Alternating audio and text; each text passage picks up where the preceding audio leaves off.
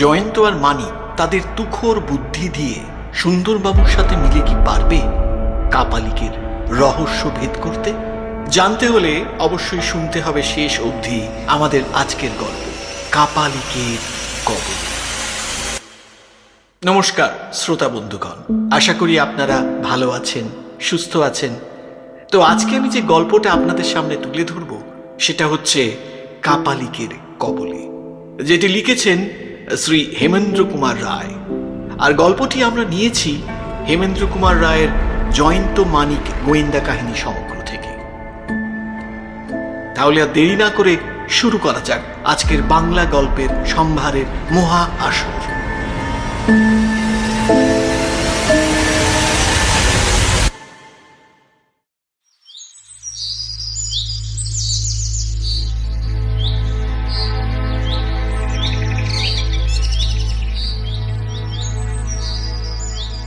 সেদিন সকালবেলা প্রখ্যাত রহস্য সন্ধানী জয়ন্ত আর মানিক বসে বসে সেদিনের খবরের কাগজ পড়ছিল।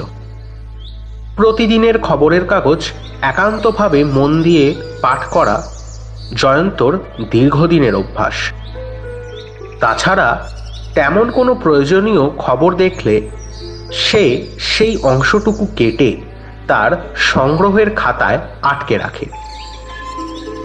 দুজনে কাগজের বিভিন্ন পাতা তন্ন তন্ন করে খুঁজে ফেলল। ধুর, সেই সব একঘেয়ে খবর। কে ডান্ডা মেরে কার মাথা ফাটালো, কে ছোড়া দেখিয়ে টাকা নিয়ে পালালো, এসব তো অতি সাধারণ কেস, কিন্তু তেমন জটিল বা জবরদস্ত কেস একটাও চোখে পড়ছে না। এমন সময় বাইরের বারান্দায় ভারী পায়ের শব্দ শুনে জয়ন্ত বলল, মানিক, সুন্দরবাবু আসছেন। হরিকে বল চা ও প্রাতরাশের ব্যবস্থা করতে। মানিক উঠে গেল ভেতরে। একটু পরেই সুন্দরবাবু প্রবেশ করলেন। কি রে জয়ন্ত, শরীর সব ভালো তো? আমার শরীর তো চট করে খারাপ হওয়ার নয়, তা তো জানেন। তাবিয়াত ঠিক রাখার জন্য সাধনা করতে হয়। যখন কাজ থাকে না তখন দেহের তোয়াজ করি। তা তো জানি ভায়া, কিন্তু একটা বিশেষ কাজে তোমার কাছে আসতে হলো, বুঝলে ভায়া। জয়ন্ত জানে পুলিশ অফিসার সুন্দরবাবু বিশেষ কাজ ছাড়া তার কাছে আসেন না, তাই সে হেসে বলল, কাজ ছাড়া যে আপনি আসেন না তা তো আমি জানি। এমন সময় মানিকের সঙ্গে প্রাতরাশ নিয়ে হরি ঘরে প্রবেশ করল। জয়ন্ত সেদিকে চেয়ে বলল, নিন সুন্দরবাবু, শুরু করুন। আজকের প্রাতরাশ খুব সামান্য মাত্র। ডিমের poach, chicken sandwich, bread butter, mutton chop আর কফি। সুন্দরবাবুর চোখ দুটি সেই দিকে পড়েই আনন্দে একেবারে দপ করে জ্বলে উঠল। জয়ন্ত ও মানিক দুজনে যা খেলো তিনি একাই তার দ্বিগুণের বেশি উদরাস্য করলেন। গোটা 6 পোচ, 6 পিস ব্রেড বাটার, 6খানা স্যান্ডউইচ আর 4টি মটন চপ খেয়ে পরপর 2 কাপ কফি পান করলেন। তারপর একটা ঢেঁকুর তুলে বললেন, কিন্তু এবারে আমার বক্তব্যটা একটু শোনো, বুঝলে ভায়া। জয়ন্ত আর মানিকের প্রাতরাশ ও কফি পান আগেই শেষ হয়েছিল। মানিক চিরদিনই সুন্দরবাবুর সঙ্গে ঠাট্টা তামাশা করতে অভ্যস্ত, তাই সে বলল, আচ্ছা আচ্ছা সুন্দরবাবু, এই আপনার সব ওই চিন্তাগুলো এই খাবারে ওই স্তূপে আবার চাপা পড়ে যায়নি তো? ওরে থাম তো ডেপো ছোকরা, খাবার গেলে পেটে আর চিন্তা আসে মগজে। শুনি খাবার পেটে গেলে মগজে কি করে চিন্তা আসে? হ্যাঁ, তা বটে, তা বটে, তা বটে। ঘটনা হলো, পলাশপুরে জমিদার 3 পুরুষ ধরে কলকাতায় থাকেন। তবে জমিদারি আর নেই, জোরদারি আছেন। তাদের ব্যবসা বাণিজ্যটা এখনো চলে, তাই কোনোভাবে বেশ ভালোই চলে যায়। তো ব্যাপারটা এবার শোনো, ওদের 3 বছরের পুত্র, একমাত্র পুত্র নিখোঁজ। এবার ওই তার নাকি এমএলএর সাথে যোগ আছে। এবার বলো তো ভাইয়া, আমাদের তো চাকরিটা এবারে যাচ্ছে তাই অবস্থায় হয়ে গেছে, আমাদের তো নাভিশ্বাস নেওয়ার সুযোগ নেই। এই খবরটা তো কাল কাগজে পড়েছি। তা ছেলেটার বয়স কত হবে? বয়স আর কত হবে, বর্তমান জমিদারের বয়স তো 35 বছর, আর 3 মেয়ের পর এক ছেলে হয়েছে, তাই প্রচুর আদরের ছেলে, বুঝলে, তাই 6 বছর হবে। এইটুকু ছেলে অদৃশ্য হলো কি করে? আশ্চর্য ঘটনা, তা তো সন্দেহ নেই। এই সোয়াবাজার অঞ্চলে এদের বিশাল দোতলা বাড়ি, তবে ওই বাড়ির দরজার পেছনের দিকে একটা গলিতে যাওয়া যায়, কিন্তু দারোয়ান কখনো গলি দিয়ে কাউকে যেতে দেখেনি, বুঝলে, অথচ 1টা থেকে 3টের মধ্যে ছেলেটা উঠাও, ভাবো এবার। ছেলে প্রধানত 3 কারণে উদাও হয় সুন্দরবাবু। প্রথম হলো তাদের ধরে চোখ কানা, হাত ভাঙা ইত্যাদি করে তারপর জিভ কেটে ফিক্কে করানো হয়। এ দল পৃথক দল, এরা অনেক ছেলে এমনিই পোষে।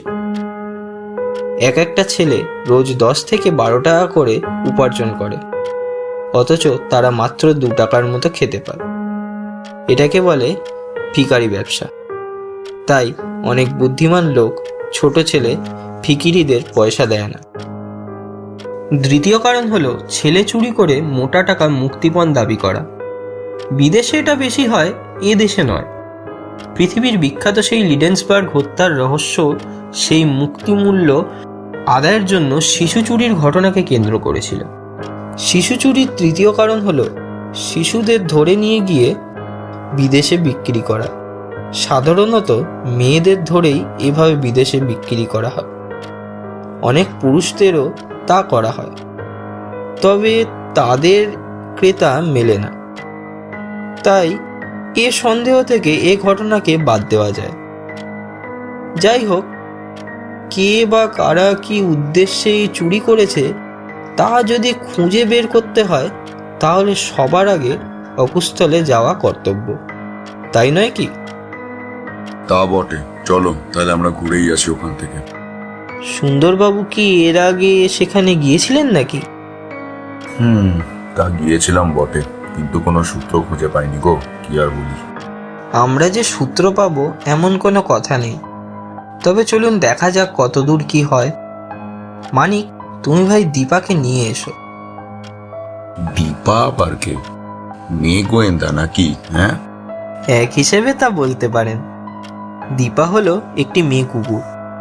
বিমলবাবুর বাঘার মতো এরও ঘ্রাণ শক্তি খুব তীব্র। তার উপরে নিয়মিত ট্রেনিং দিতে হচ্ছে একে। আশা করি কোনো একদিন নিশ্চয়ই এর সফল হবে, হয়তো বিরাট কোনো একটা তদন্তে। দেখা যাক, চলো এবারে আমরা শোভাবাজারের দিকেই যাত্রা করি, বুঝলে।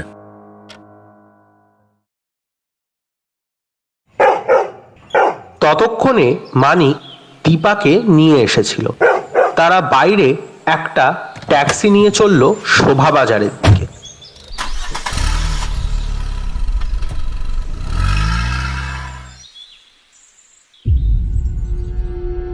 শোভাবাজারের রাজবাড়ি দোতলা হলেও আকারে তা বিরাট। 2টি তলা মিশিয়ে প্রায় 22খানা ঘর। বোঝা যায় এককালে এরা বিরাট ধনী ছিলেন। বর্তমানে সেই অর্থের গৌরব না থাকলেও অবশ্য দারিদ্র্যের মধ্যে তারা এসে পড়েননি, তা বোঝা যায়। বর্তমানে যিনি স্টেটের মালিক, সেই বীরেন্দ্রনারায়ণ এসে সুন্দরবাবুকে অভ্যর্থনা করলেন।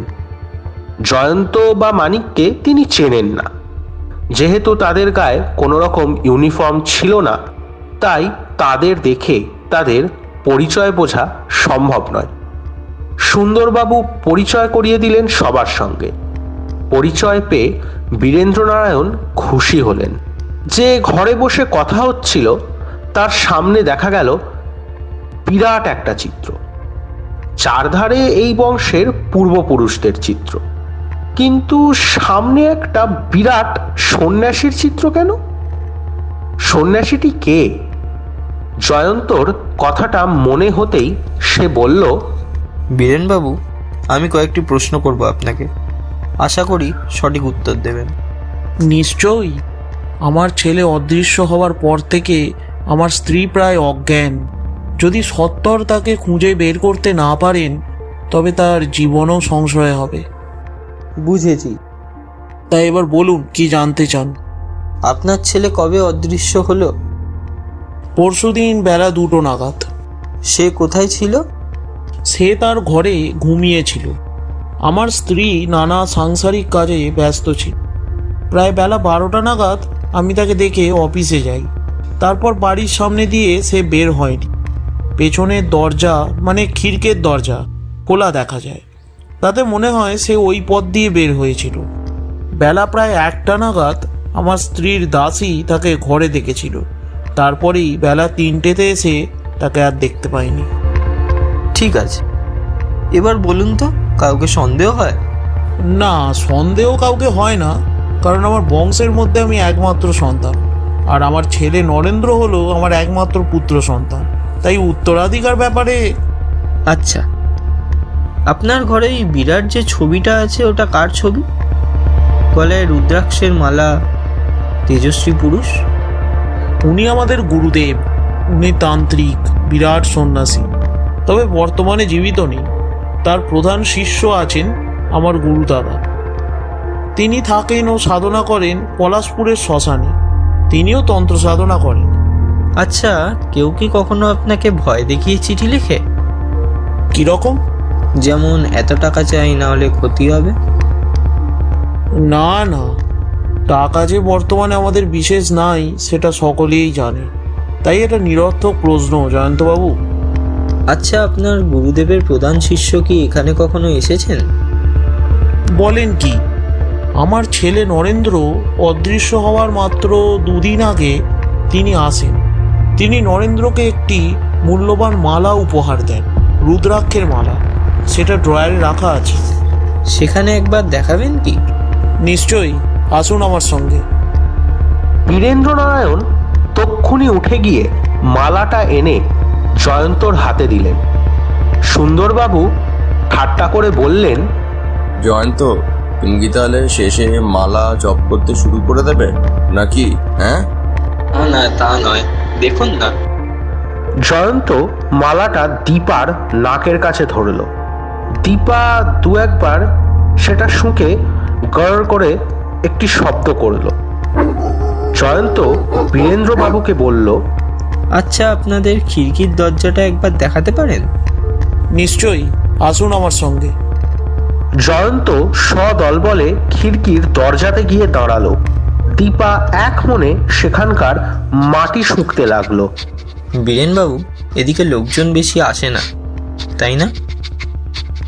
ঠিক বলেছেন জয়ন্তবাবু। এদিকে দীপা মাটি শুঁকতে শুঁকতে এগিয়ে চলেছিল। তাকে বাধা দিল জয়ন্ত, চেন টেনে ধরল। দীপা জোরে জোরে চিৎকার করে উঠল। জয়ন্ত তার বাড়িতে ফিরে এলো। সঙ্গে সুন্দরবাবুও এলেন। সুন্দরবাবু, কেসটা খুব খারাপ বলে মনে হচ্ছে আমার। কেন? কারণ হলো, ছেলে চুরি সম্পর্কে যে 3টি বিষয়ের কথা আমি আগে বলেছিলাম তার সঙ্গে এটি মোটেই মিলছে না। তাহলে ব্যাপারটা কি বলতো? দীপার মালা শোখা দেখে কিছু বুঝতে পারেননি? তা বুঝেছি ভাইয়া।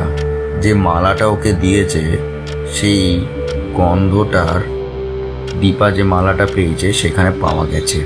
এবার আমি বুঝতে পেরেছি। মানে যে তান্ত্রিক গুরুভাই মালাটা দিয়েছিল সেই সেদিন লুকিয়ে খিড়কিতে এসেছিল।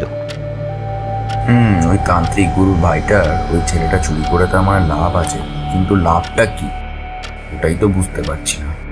লাভ বিরাট, সেটা পার্থিব নয়, বলা যেতে পারে পরম পার্থিব লাভের একটা কুসংস্কারপূর্ণ ধারণা। সেটা কিরকম? অনেক তান্ত্রিক, কাপালিক প্রবৃত্তি, ভূত প্রেত বা তাল বেতাল সিদ্ধ হয় জানেন তো। এই সিদ্ধি তারা সত্যি লাভ করে বা করে না তা বলা কঠিন। তার সিদ্ধি লাভটা যে তপ দ্বারা অন্য কুপথের হয় তাও সঠিক বলা চলে না। তবু আজও সে কুধারণায় বশবর্তী হয়ে অনেক তান্ত্রিক, কাপালিক প্রভৃতিরা নরবলি দেয়। তবে কেউ স্বেচ্ছায় নিজের ছেলেকে বলি দেয় না। তাই তারা অনেক সময় ভালো সুলক্ষণযুক্ত নিখুঁত ছেলে পেলে তাদের চুরি করে। সর্বনাশ, তাহলে কি তাকে এতক্ষণ বলি দিয়ে দেওয়া হয়েছে? হ্যাঁ, আমার মনে হয় না হয়নি। সেটা তুমি কি করে বলছো? দেখুন সুন্দরবাবু, অনুমান বলে একটা কথা আছে, জানেন তো? যদি গোয়েন্দার অনুমান শক্তি প্রখর না হয় তবে সে সফলতা লাভ করতে পারে না, বুঝলেন? এটা আমি মানি জয়ন্ত, কিন্তু তুমি কি বলছো? নরেন্দ্র কি এখনো বেঁচে আছে? দেখুন, এইসব কাপালিকরা সাধনা করে অমাবস্যায়, কারণ অমাবস্যাতে না হলে সিদ্ধিলাভ হয় না। তাছাড়া কতগুলি বিশেষ অমাবস্যা আছে, যেমন এ মাসে হচ্ছে ভাদ্র মাসের অমাবস্যা। এটি বিশেষ ধরনের অমাবস্যা, কারণ এই ভাদ্র মাসের অমাবস্যা প্রেত সাধনা, বেতাল সাধনা ইত্যাদির পক্ষে প্রশস্ত। আর তাই ঠিক এই অমাবস্যার আগেই চুরিটা হয়েছে। কথাগুলো সুন্দরবাবুকে বলার পর জয়ন্ত একটু নস্যি নিয়ে মৃদু হাসল। সুন্দরবাবু বাংলা ক্যালেন্ডারের দিকে তাকিয়ে বললেন, তাহলে ভাইয়া, তোমার মতে আগামী মঙ্গলবার মানে পরশু তো অমাবস্যা? হ্যাঁ, ওই দিন সন্ধ্যার পর আমাদের প্রস্তুত থাকতে হবে। ওই দিন রাতে পলাশপুরের শ্মশানে হানা দিলেই আমরা সফল হব। কোথায় সে পুজো আরাধনা করবে সেটা জানা যাবে কি করে? ওটাই তো আসল জিনিস। অতি সহজে। দীপা তার পায়ের ও গায়ের গন্ধ চেনে, সে ঠিক খুঁজে বের করবে। আরে ভেরি গুড, ভেরি গুড। ব্যাটাকে এবার ভাগে পাওয়া গেছে। তো দীপা কি এই কাজটা আগে করেছে? হ্যাঁ, তা আমি বলতে পারবো না। এইসব তান্ত্রিকরা যে শতাধিক নরবলি দেয় এমন ঘটনাও জানা গেছে।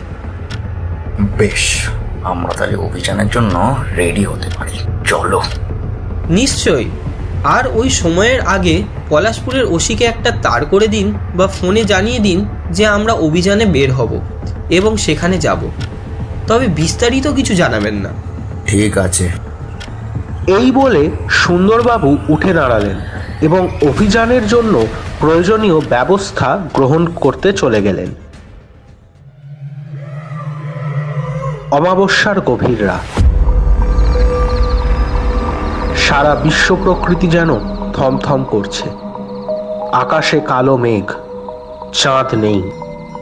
তারাগুলো পর্যন্ত মেঘের আড়ালে ঢাকা পড়ে গেছে। এমনই ভয়াবহ রাতে পলাশপুরের শ্মশানটা যেন ভয়াবহ রূপ ধারণ করেছে। এত রাতে লোকজন কেউ পথে বের হয় না, আর এমন রাতে শ্মশানের দিকে তো ভয় কেউ আসেই না। কারো বাড়িতে রাতে কেউ মারা গেছেন, তাকে পরদিন সকালে শ্মশানে আনা হয়। রাতে আসতে কেউ সাহস পায় না। এমনই রাতে শ্মশানের কালী মন্দিরের থেকে কিছু দূরে একটা নির্জন অংশে বসে সাধনা করছিল একজন কাপালি। তার গলায় আর হাতে রুদ্রাক্ষের মালা। বয়স প্রায় 25 কি 26। পরনে টকটকে লাল একটা কাপড়। তার সামনে একটা ভয়াবহ মহাভৈরবের মূর্তি। মূর্তিটা 5টি মরার খুলির ওপরে রাখা। কাপালিক তার সামনে আর একটা বড় মরার খুলির পাত্র থেকে কারণ পান করছে। চোখ দুটো তার টকটকে লাল। তার পাশে একটা মৃতদেহ পড়ে আছে। বোধহয় শ্মশান থেকে মৃতদেহটা টেনে এনেছে। অন্য পাশে একটা পায়রা, একটা মুরগি, একটা কালো পাঁঠা বাঁধা আছে। আর তার পাশে হাত পা বাঁধা অবস্থায় বসে আছে একটা ছেলে। তার চোখে মুখে আতঙ্ক ফুটে উঠেছে। মাঝে মাঝে সে মা মা বলে কাঁদছে। এই রাত্রে এই নির্জন শ্মশানে কেউ আসবে না, এই বিষয়ে কাপালিক নিশ্চিন্ত। তাই সে ওই শিশুর কান্না নিয়ে মাথা ঘামাচ্ছে না। আর সামনে একটা আগুন জ্বলছে। মাঝে মাঝে সে আগুনে ফল, বেলপাতা, ঘি প্রভৃতি আহুতি দিচ্ছে আর উচ্চস্বরে কি সব মন্ত্র যেন পাঠ করে চলেছে। অবশেষে একসময় মন্ত্রপাঠ শেষ হলো। কাপালিক উঠে গিয়ে পায়রাটা টেনে নিল। সে পায়রার তার ডানার বাঁধন কেটে দিল। তারপর মন্ত্র পড়ে তার পাশে রাখা খাঁড়াটা দিয়ে এক কোপে পায়রার মাথাটা কেটে ফেলল। কাটা মাথাটা সে ফেলে দিল আগুনের মধ্যে। তারপর ওই পায়রার রক্ত আর কয়েক ফোঁটা সে ঢেলে দিল পাশের মরাটার মুখে। তারপরে আরো কিছুক্ষণ মন্ত্র পড়ে সে মুরগিটা টেনে নিল। ততক্ষণে আগুনে পায়রার মাথাটা পুড়ে গেছে। এইবারও একইভাবে এক কোপে মুরগিটাকে কেটে ফেলল। তার মাথাটাও সে জ্বলন্ত আগুনে ফেলে দিল। সঙ্গে সঙ্গে মন্ত্র পড়ে সে কিছুটা মুরগির রক্ত ঢেলে দিল মরাটার মুখে। সেই ভয়াবহ কাণ্ড দেখে বসে থাকা ছেলেটি ভীষণ ভয় পেয়ে গেল। সে তার বাঁধন থেকে মুক্তি পাবার জন্য প্রাণপণে চেষ্টা করল, তবে বাঁধন খুলতে পারল। তখন সে উচ্চকণ্ঠে মা মা বলে কাঁদতে লাগলো। কিন্তু সে করুণ কান্নাতেও কাপালিকের নিষ্ঠুর হৃদয় এতটুকু গলল না। সে যথারীতি মুরগির পর বলির পাঁঠাটা টেনে নিল। কিন্তু ঠিক সেই সময় ঘটে গেল একটা অঘটন। এমন একটা ঘটনার জন্য কাপালিক তৈরি ছিল না। সে দেখতে পেল তার সামনে টর্চ হাতে দুজন লোক, তার পেছনে আরো 4 জন লোক। সামনে একটা কুকুর মাটি শুঁকতে শুঁকতে আসছে। কাপালিক চমকে উঠল। লোকগুলোর দুজনের হাতে পিস্তল, দুজনের হাতে রিভলভার। তারা হলো জমিদার বীরেন্দ্র নারায়ণ, জয়ন্ত, সুন্দরবাবু, মানিক, থানার ওসি আর একজন কনস্টেবল। বীরেন্দ্র নারায়ণ সবার পিছনে ছিল, তাই কাপালিক অন্ধকারে তাকে দেখতে পায়নি। থানার ওসি এগিয়ে এসে বললেন, মাথার ওপর হাত তোলো, নরবলি দেবার চেষ্টা করার অপরাধে তোমায় অ্যারেস্ট করলাম। শয়তানের দল আমার পবিত্র সাধনায় ব্যাঘাত সৃষ্টি করতে এসেছিস? কাপালিক হুঙ্কার দিয়ে ওদের উদ্দেশ্যে কথাটা বলে উঠেই হাতে খাড়াটা তুলে নিল। ঠিক এমন সময় জয়ন্ত এগিয়ে এসে তার পিস্তল দিয়ে কাপালিকের পায়ে গুলি করল। কাপালিক মাটিতে পড়ে গেল। পুলিশের সঙ্গে লড়াই করতে যেও না, মারা পড়বে। এমন সময় এগিয়ে এলেন বীরেন্দ্রবাবু। ততক্ষণে ওসি গিয়ে নরেন্দ্রের হাতের পায়ের বাঁধন কেটে দিয়েছে। বীরেন্দ্রবাবু ছেলেকে বুকে তুলে নিলেন। নরেন্দ্র কাঁদতে লাগলো। বীরেন্দ্রবাবু কাপালিককে বললেন, ছি ছি, তুমি আমার গুরু ভাই হয়ে আমার ছেলেকে নরবলি দিতে গিয়েছিলে? আমার গুরুদেব এমন শিক্ষা কখনোই দেননি। তিনি জপ তপ পূজার পথে যেতে বলেছেন। তুমি কি মনে করো খুব সহজেই সিদ্ধি লাভ করবে এইসব করে? তুমি নরাধম, পাষণ্ড। কাপালিকের চোখ দুটি জ্বলন্ত অগ্নিপিণ্ডের মতো লাগছিল, কিন্তু সে জানে যে সে নিরুপায়। এখন তার মুক্তি সম্ভব নয়। তাছাড়া সে হাতে নাতে ধরা পড়েছে। তার বিচার তো হবেই, আর বিচারে অন্তত তাকে 7 বছর জেলে ঘানি ঘুরাতে হবে। ওসি জয়ন্তর দিকে চেয়ে বললেন, আপনি এই কেসে হাত দিলেন বলেই শয়তান কেমন হাতে নাতে ধরা সম্ভব হলো, তা না হলে নিরীহ শিশুটির কি যে দশা হতো। জয়ন্তবাবু বলুন, আপনি কি পুরস্কার চান? আমি যে কোনো পরিমাণ অর্থ অর্থ আমি চাই না বীরেনবাবু। আমি যে আপনার ছেলেকে রক্ষা করতে পারলাম তাই আমার আনন্দ। কাপালিক বুঝল জয়ন্তর জন্যই সে ধরা পড়ে গেছে। তাই জ্বলন্ত দৃষ্টিতে জয়ন্তর দিকে তাকিয়ে বলল, তোমার সর্বনাশ হবে। জয়ন্ত তাচ্ছিল্যভাবে মৃদু হাসল, কিন্তু কোনো উত্তর দিল না।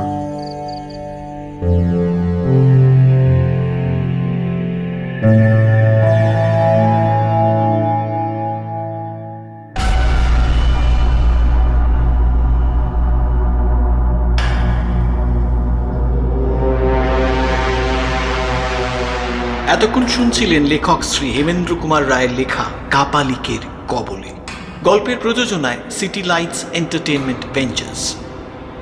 সূত্রধারের চরিত্রে আমি রাজ চট্টোপাধ্যায়, পাঠকের চরিত্রে অপূর্ব, জয়ন্তর চরিত্রে সায়ন, মানিকের চরিত্রে রিক, সুন্দরবাবুর চরিত্রে ঐশিকী, বীরেন্দ্র কিশোরের চরিত্রে কৌস্তভ, ওসির চরিত্রে শুভ্র বাংলাদেশ, কাপালিকের চরিত্রে সুরজিৎ। গল্পটি ভালো লাগলে লাইক করুন, শেয়ার করুন, আর এরকমই রোমাঞ্চকর সাসপেন্সে ভরা ভৌতিক এবং গোয়েন্দা গল্প শুনতে হলে আমাদের চ্যানেলটি সাবস্ক্রাইব করুন, আর নিচে কমেন্টে নিজের মতামত জানাতে ভুলবেন না। ধন্যবাদ। শুভরাত্রি।